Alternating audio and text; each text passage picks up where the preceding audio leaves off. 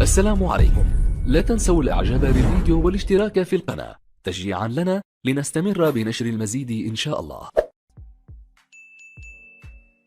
مع واحد من اقوى الفرق التي يضرب لها في حساب من طرف كل المنتخبات العالميه. تابعتم كيف تعامل الفريق الوطني مع مباراته الوديه امام البرازيل، كيف اقنع واطاح بالمنتخب البرازيلي مسجلا بذلك اول انتصار في تاريخ المواجهات المغربيه البرازيليه. لاول مره نسقط السيليسيون البرازيلي في مباراه وديه، كما طحنا بمنتخب بلجيكا وبمنتخب كندا وباسبانيا وبالبرتغال اليوم دين مباراة كاس العالم عام 2000. هناك انطلاق البلال الخنوس لاعب نادي جانك البلجيكي، افضل لاعب واعد في البطولة البلجيكية، النجم الصاعد في هدوء في سماء كرة القدم المغربية. عناصر الوطنية الضغط العالي، الضغط من يوسف نصيري وزكريا بوخلال فقارد في غياب اشرف حكيمي الذي يغيب عن هذه المباراة. تحمل على نفسه امام البرازيل واصر على وليد ان التحول للسيبيتاس متروبوليتانو خطا، والحكم يتدخل. الوديه منها والرسميه، كره للامام في منطقه الجزاء لكن بعيده عن تابيا. كانت المتابعه في القائمه الثانيه للعناصر الوطنيه. للامام سيروا للامام، ممتازه جدا للعناصر الوطنيه. مازال الاراده حاضره. كاريو يبحث على بادولا، كاريو نيفغرد في هذه المباراة. كرة للأمام سيروا للأمام، والحكم يطالب بمواصلة اللعب. يقول ما فيها ولا شيء، يقول ما فيها. كان نجما واليوم شارك في كأس العالم. من جديد من حكيم زياش الذي يجتهد كثيرا مع انطلاق هذه المباراة.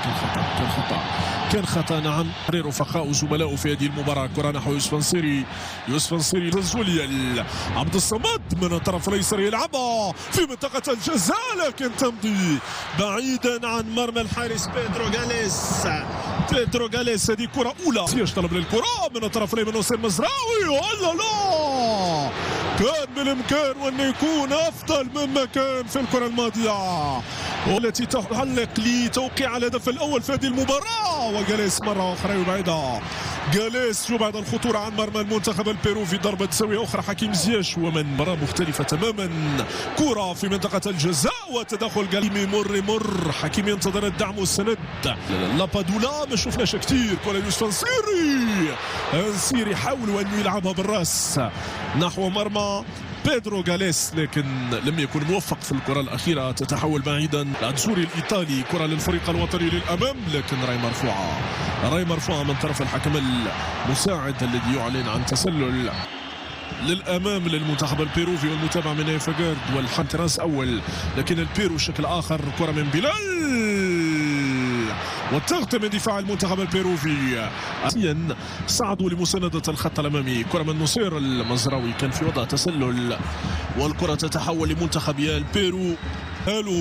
كرة للأمام لحكيم لزكريا بوخلال نادي تشيلسي.